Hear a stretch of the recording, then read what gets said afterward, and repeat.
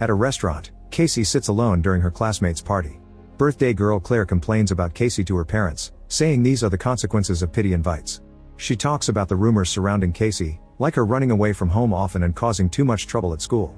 Casey's guardian can't pick her up because the car broke down, so Claire's father volunteers to drive her home. Casey and Claire get in the car with Marcia while Claire's father puts all the gifts and leftover food in the trunk. At that moment, he's approached by someone. Claire hears a weird noise and when she looks in the mirror, she sees the leftovers on the ground. Suddenly Dennis gets on the driver's seat, puts on a mask, and sprays a sedative on Claire's and Marcia's faces to knock them out. Casey slowly moves her hand to open the door, but the car makes a beeping sound and Dennis knocks her out too. Sometime later, the girls wake up in a strange room. As they wonder what happened to Claire's dad, Dennis comes in and puts down a chair, which he cleans before sitting. He looks at the girls for a few seconds and announces that he chooses Marcia first. As Dennis drags her from the bed, Marcia struggles to free herself, and Casey tells her to pee herself. Marcia isn't strong enough to escape Dennis' hold and he takes her out of the room before closing the door. Marcia screaming no over and over can be heard through the door and a desperate Claire rushes to pound on it to no avail. Eventually Dennis opens the door, hitting Claire in the process. He leaves Marcia on the bed and makes some weird noises of disgust before leaving. Marcia explains that he wanted her to dance for him and peeing herself effectively kept him away. Casey dissociates from the situation by thinking about her childhood. Her Uncle John was telling the story of a huge deer he encountered, and her father reminded Casey of the right spot to shoot while hunting. Meanwhile, the news of the girl's kidnapping is already on TV. Claire's father is fine and went to the police as soon as he woke up. Dr. Karen is watching the news but she rushes to her computer when she gets an email from someone named Barry asking her for an urgent therapy session. Back to the girls, Claire wants to make a plan to attack Dennis together, but Casey points out that he's so strong that he'll easily knock them down. She thinks getting hurt will only make their chances of escaping worse. An argument ensues so Casey escapes into her memories again, remembering more hunting lessons from her father. Sometime later Karen is visited by Dennis, although she calls him Barry. He's brought her a bunch of clothing designs he's made, and his demeanor is much relaxed and friendly. Barry talks about many different topics so Karen keeps mentioning the email, wondering if something happened. Suddenly Barry's mannerisms change and he says the email was just a moment of weakness, so he's leaving. Karen is suspicious because he's not taking his sketches back, so he grabs them and thanks her for fighting for them. In the locked room, the girls are spying through the cracks in the wood and notice that a woman is talking to Dennis. Suddenly the door opens and Patricia appears, but he's just Dennis in a dress. It turns out he has dissociative identity disorder, and during his visit with Karen, he went from Barry to Dennis on the spot. Patricia promises the girls that he'll talk to Dennis and that he isn't allowed to touch them. In the meantime, Karen tries to get a spot in an important mental health conference, but she's denied because nobody accepts her research. The other doctor thinks that Karen treats Barry's personalities like they're supernaturally gifted, when it's just trauma. Karen insists she has brain scans that prove that Barry's body chemistry changes with each personality, but she's still not taken seriously. Later at home Karen looks at all his files on Barry, revealing a particular drawing of a beast. The girls wonder if Dennis is really crazy or if it's just a plan to lower their guards. At that moment Dennis comes in with cleaning products and makes the girls clean the bathroom. He explains that Patricia reminded him they were brought here because they're sacred food, and he promises not to bother them again. That night, the girls wake up to find their kidnapper sitting at the door. He introduces himself as Hedwig and says he's 9 years old. Hedwig tells them that someone is on the move and that person will come to do awful things to the girls. Noticing that he truly has the innocence of a child, Casey acts friendly toward him and convinces him to come closer. Hedwig reveals that Dennis chose the girls many days ago and stalked them until he found an opening to kidnap them. Then Casey starts lying, telling him that she overheard Patricia and Dennis deciding that Hedwig would be the next victim. Hedwig cries because the others think he's stupid, so Casey continues the manipulation. She says that the girls are his babysitters and promises to let him watch TV, but to do that Hedwig has to get them out. This makes him rant about making the room safe and leaves the room, locking the door behind him. Thinking about those last words, Casey notices that the drywall is new. The girls start pounding on all the walls and the ceiling until they find a hollow panel. Claire begins hitting it with her shoe, destroying the panel until she finds some metal bars. At that moment Hedwig comes back and tries to open the door, so Marcia and Casey push it to keep it closed while Claire continues to make the hole bigger. The metal bars turn out to be a vent duct lid, so Claire removes it to climb inside the ceiling. Hedwig disappears for a few seconds and comes back as Dennis, who is strong enough to push the door open. At the same time Claire crawls through the vents until she finds another lid, which she pushes off to fall into a maintenance room. She runs through a corridor until she finds a changing room and when she hears a voice yelling, she hides inside a locker. Dennis runs by and Claire thinks she's safe, however he soon appears in front of the locker and forces her to come out. Noticing the stains on Claire's sweater, Dennis forces her to take it off before locking her up in another room. Then Dennis covers the ceiling hole while telling Casey and Marcia they won't see Claire again because he'll keep them apart. Casey's shirt is dirty, so he takes it before leaving. The next day Karen finally gets to present her research at the conference.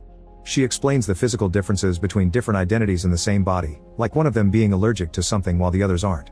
She also shares the example of a patient who was writing things with both hands at the same time, but a different identity controlled each hand. Karen wonders if people with dissociative identity disorder have unlocked the potential of the brain and perhaps even discovered how to access the supernatural. Later Barry visits Karen after sending her another urgent email. Karen can tell this is another personality pretending to be Barry, but he keeps denying it. Then Karen reveals that his guy has 23 identities and uses the knowledge she has of all of them to conclude she's talking to Dennis. She never met him before because Barry banned him since Dennis likes making girls dance for him without clothes. Dennis has OCD and Karen guessed this is him because he kept arranging her things. She also reveals that Patricia is supposed to be banned too because she's also unstable. A panicking Dennis insists he's Barry and stains his clothes on purpose before running out. Afterward Karen checks the security cameras and sees her patient walk right through the trash. Normal people would have walked around it, so Karen concludes that was indeed Dennis trying to put up an act. In the room, Marcia wants to work together to think of a plan, but Casey is lost in her memories again. She remembers watching the deer her family killed and her father telling her that the thrill comes from outsmarting the animal. Sometime later, Casey wakes up from her nap to find Patricia in the room. She's brought food for the girls and flowers for their hair. He even volunteers to brush Casey's. Since the duo has been behaving, Patricia decides they can leave the room for a while. He takes them down a creepy corridor and into the kitchen. Marcia asks if Claire can come too, but Patricia refuses because Claire almost ruined the big reception. Then Patricia turns around to make more food. Marcia uses the chance to raise her chair and hit Patricia with it before running through another door. When Patricia tries to follow her, Casey pushes the table to block him. However, Patricia has a knife and threatens Casey until she agrees to go back to her room. Meanwhile, Marcia is stuck in another room because the next door is locked. Sadly, Patricia appears behind her and threatens her with a knife. Afterward, Patricia locks Marcia up in the room. Casey is then visited by Dennis, who tells her that the beast will come for her and asks her to take off her shirt because there are crumbs on it. After dreaming about her uncle again, Casey wakes up to find Hedwig cuddling her. He scolds Casey for her lies before explaining how the personalities work. Everyone has to wait and Barry decides who stands in the light. However, Barry lost that power because of Hedwig, who can come out whenever he wants. Now Hedwig is keeping Barry in the dark, which allows Dennis and Patricia to come out more. They believe in the beast, but Hedwig never saw him. He asks Casey if he can kiss her and when she says yes, he gives her a clumsy peck. Then Hedwig tells her about his love for music and how he loves dancing by the window in his room, so Casey wonders if they could dance together. However, Hedwig gets upset because he can tell she's trying to trick him again.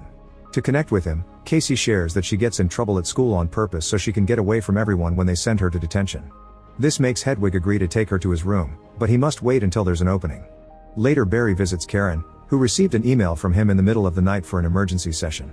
She's frustrated because he keeps talking about fabrics instead of serious things, so she brings up an incident he had at work. One day, 2 high schoolers came up to him and grabbed his hands to put them on a naughty place before running back to their friends. They were laughing because it had been a dare. All the personalities Karen met said they were fine with this silly prank, but Karen believes the incident brought back memories of the abuse Barry went through as a child. She knows she's talking to Dennis again and says she understands that he took over to protect the others. Karen has heard the stories about the beast, who supposedly is horrifying and has amazing powers. She thinks Dennis and Patricia made those stories up to keep the other personalities at bay, so again she explains she understands the need for protection and assures him she won't judge any of the personalities because she wants to help them all. This causes Dennis to stop pretending he's Barry. He explains that he and Patricia are ridiculed by the others, and that he didn't send the emails. Karen is happy to finally meet him and brings up the subject of the beast again, pointing out that nobody has ever seen him, which means this mythical 24th personality is just a fantasy to cope. When the man returns home, Hedwig takes over the body and brings Casey out to guide her to his room. He plays music and starts dancing in a disturbing way, so Casey pretends she likes it. She wonders where the window he mentioned is and he reveals he was talking about a drawing. A desperate Casey asks Hedwig to help her get out, but Hedwig says nobody will make fun of him again when the beast comes and asks Casey to return to her room. Casey starts crying as she begs for help, so Hedwig gives her a walkie-talkie. When she turns it on, she hears a voice and immediately answers. Hedwig tries to stop her, so Casey slaps him and tells the stranger about her situation. Then Hedwig attacks her with a bat, so Casey dodges it and fights with Hedwig until she can throw him off. She tries the radio again, but the man thinks this is just some prank. At that moment, Patricia appears and takes back the walkie-talkie before guiding Casey back to her room. While he leaves to change outfits, Casey notices that a nail fell from the door and immediately grabs it. Then her kidnapper comes back as Dennis, who explains that the beast is a sentient creature who represents the highest form of human evolution. He considers asking Casey for her shirt but doesn't, claiming it's a sacred night. Another flashback reveals that Uncle John took little Casey to the middle of the forest so they could play to be animals. Since animals don't wear clothes, Casey agrees to take off hers, which is John's manipulation to abuse her. Later when they return to the tents, a traumatized Casey points a gun at John, who quickly takes it from her hands. In the present, Casey has a breakdown because she thinks she'll die soon. Meanwhile, Karen finds dozens of emails from Barry saying they need her. She rushes to the man's home and finds Dennis, who agrees to let her in when she calls him extraordinary. Dennis takes Karen to Barry's room, confirming that this place has a room for every personality. He explains that he remembers all the abuse his mother put this body through and that the Dennis personality was born with OCD because keeping everything spotless would keep his mother from getting angry. Dennis also explains that he lied about never meeting the Beast. The 24th personality is indeed real, very powerful, and on the move. Since Karen is getting very scared, she pretends she's very fascinated by all this and that she needs to take notes, so they should continue the chat in her office tomorrow. Before leaving, she asks for the bathroom, and on her way out she puts a tissue in the keyhole. As she walks down the corridor, Karen sees a bolted door and opens it to find Claire. The girl asks for help, but before a shocked Karen can react, Dennis closes the door and sedates Karen with the spray. He then locks her up in another room. While Dennis leaves to buy some flowers, Claire talks loudly so Marcia can hear her in the neighboring room. She tells her that someone has come for them, so they must find a way to escape. Searching the shelves, Marcia finds a hanger and pushes it over the door to try to get the bolt. Meanwhile, Casey uses the nail on the lock until she manages to open it. She finally leaves the room, but the next door is locked. She then tries the computer, however it doesn't have an internet connection. She starts opening a bunch of video files and finds a clip for each of the personalities. Barry admits he's worried because lately the others have been trying to take over. At the subway station, Dennis puts down the flowers and enters an empty train car. After taking off his shirt, his body starts going through some changes and finally becomes the Beast. Suddenly he climbs on the roof and jumps off. Outside the tunnel, a police dog begins to bark like crazy. However, the Beast is moving in the shadows as he crosses the neighborhood. When he reaches his home, he jumps over the gate instead of using the keys. Back to Marcia, she finally manages to reach the bolt with the hanger and opens it. In the other room, Karen wakes up and starts writing a note. She's still dizzy from the sedative, so her vision is blurry, but she manages to grab a knife from a table when the Beast comes inside. He thanks Karen for helping them for so long and grabs her from behind, so Karen tries to stab him multiple times. However, his body has become so powerful that the knife just breaks. The Beast closes his arms tightly around Karen, squeezing her until her spine breaks and she dies. Casey is still watching the videos and notices Barry taking the keys from the hanger. She goes to the same spot and finds them under a hat. Now she can finally leave the room and search the corridor for her friends. When she looks into Marcia's room, Casey is horrified to find her dead on the ground with a nasty wound on her stomach. She hears a noise in the neighboring room and opens it to see Claire, who is suddenly dragged behind some furniture. Casey takes a closer look and discovers the Beast eating Claire's organs, so she rushes out and locks the door. Afterward, Casey starts searching for an exit and finds Karen's body together with the note. She reads say his name Kevin Wendell Crumb. The Beast easily bends the bolt to escape and comes into the next room by crawling on the walls. Casey begins repeating his real name, causing him to fall and get dizzy until he passes out. A flashback shows that little Kevin was beaten up by his mother, who would use his full name every time she scolded him. When he wakes up, Kevin is back in charge of his body. He's shocked to see Karen dead and Casey explains he killed her. Kevin cries as he asks for the date and realizes he's been in the darkness for 2 years. Tired of hurting people, he tells Casey where to find his secret gun and the bullets, asking her to end it all. At that moment, the body starts jumping from personality to personality, and they all ask Casey not to kill them. Eventually Dennis takes control, so Casey rushes to find the gun in the secret spot. She tries using the real name again, but it doesn't have an effect anymore.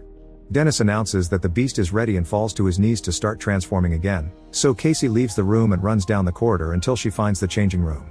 After getting the bullets from a locker, Casey continues to run, only to suddenly be tackled by the Beast. He bites her leg and rips her shirt off while she loads the gun. When she gets ready to shoot, the Beast disappears. Eventually she finds a door and has a breakdown because it's locked. A flashback reveals that her dad died when she was a kid and her Uncle John became her guardian, which means he's abused her for years at home. The Beast crosses the corridor by crawling on the ceiling and breaking every light. Casey tries shooting him, but he moves too fast and dodges the bullet, so she hides inside a cage instead. She tries shooting again to no avail, and the Beast says he can't be hurt by bullets. This doesn't stop her from firing a few more times, bringing the Beast to his knees. There are wounds on his body from the shot, but he still recovers quickly and uses his superhuman strength to bend the cage bars. At that moment, the Beast sees the scars on Casey's body from all those years of abuse. He says she's different from the rest and that her heart is pure, so he laughs and walks away, leaving Casey crying in the cage. In the morning, a man finds Casey and finally brings her out. She discovers that her kidnapper lives in the basement of the zoo where he worked as a guard. Soon the police arrive and the paramedics take care of Casey. The cops search every room but they can't find Kevin. In an abandoned building in the slums, the personalities talk to each other while staring at the wounds they've survived. They realize this power will make the world finally take them seriously. Make sure to subscribe and turn on notifications so you can watch more videos like this. Thanks for watching.